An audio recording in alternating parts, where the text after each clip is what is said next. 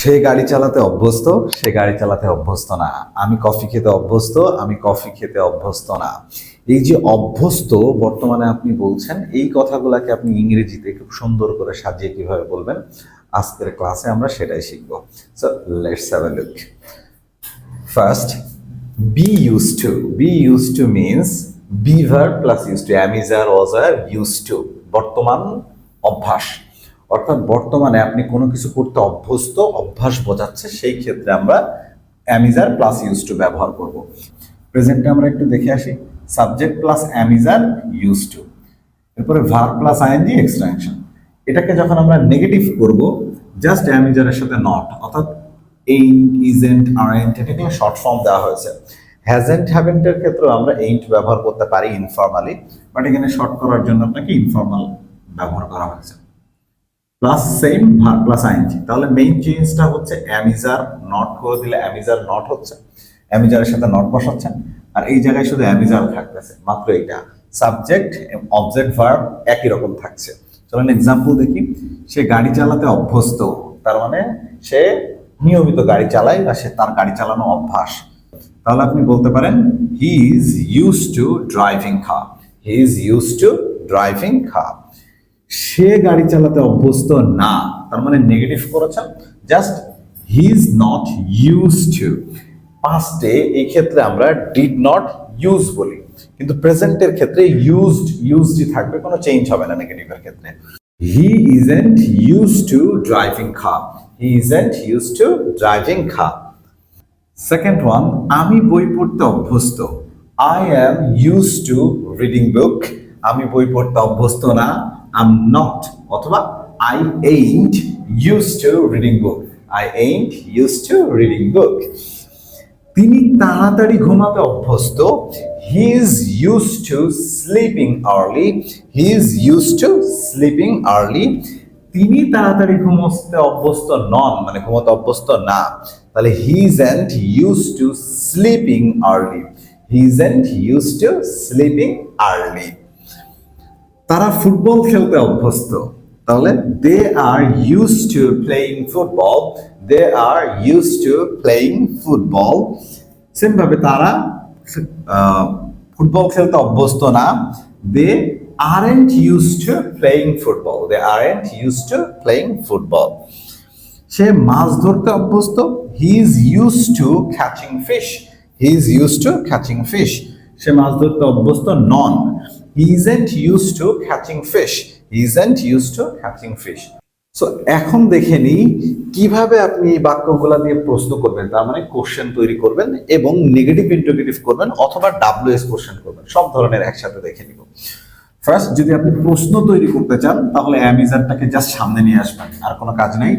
Subject used টুই থাকবে, আগের মতো ভার্ব প্লাস আইএনজি। আর যদি আপনি প্রশ্নটাকে নেগেটিভ ইন্টারোগেটিভ করেন, অর্থাৎ হ্যাও আবার কি প্রশ্ন একসাথে করছেন, তাহলে সেই ক্ষেত্রে ইজন্ট, আরেন্ট, ইনফর্মাল যদিও এটা, ফর্মালে যদি আপনি লিখতে হয় তাহলে ইজ, তারপরে সাবজেক্ট, অর্থাৎ am, is, are subject plus not দিয়ে করতে হয়, যেহেতু স্পিকিং এর ক্ষেত্রে informal. Okay, that means short form করাটা বেস্ট। সো দ্যাট মিনস আপনার ফ্লুয়েন্সি আরো ভালো হয়, তাই আমরা শর্ট ফর্ম দিয়েছি। সো চলুন একটু দেখে আসি।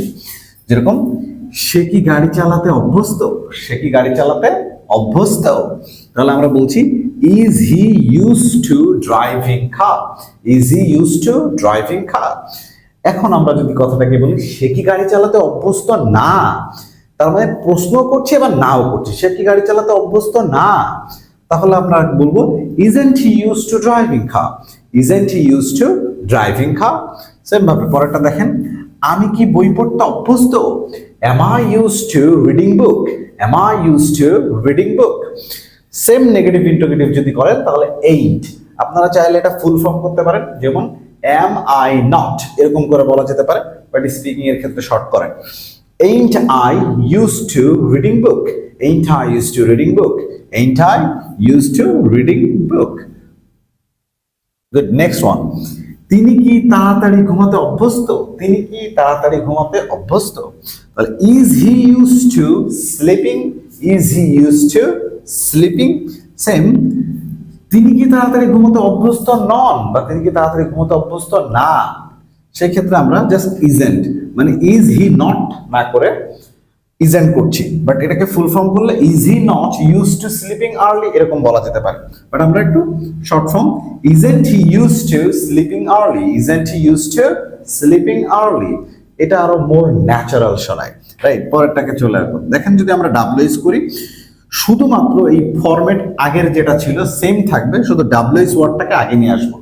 অর্থাৎ এখানে আমরা প্রথম দিয়েছি ওয়াই, তাহলে কেন তারা ফুটবল খেলতে অভ্যস্ত, কেন তারা ফুটবল খেলতে অভ্যস্ত, তাহলে কেন ওয়াই, ওয়াই আগের ফরম্যাটে চলে আসছে, দেখেন আর দে, why are they used to playing football, why are they used to playing football, কেন তারা ফুটবল খেলতে অভ্যস্ত না, তার মানে এটাও আমরা নেগেটিভ ইন্টারোগেটিভ করছি, সেম আগে শুধু ডাব্লিউএস ওয়ার্ডটা বসাবো, আর কোনো কাজ নাই, ভেরি সিম্পল।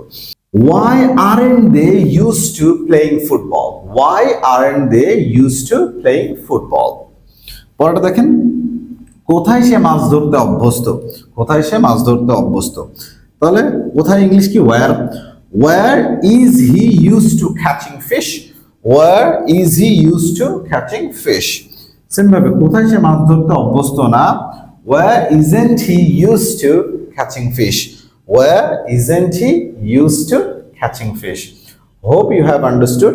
এইভাবে যদি আপনি ছোট ছোট করে প্র্যাকটিস করেন তাহলে ডেফিনেটলি আপনার ফ্লুয়েন্সি বেড়ে যাবে এবং আপনার এই জায়গা নিয়ে প্রবলেম থাকবে না।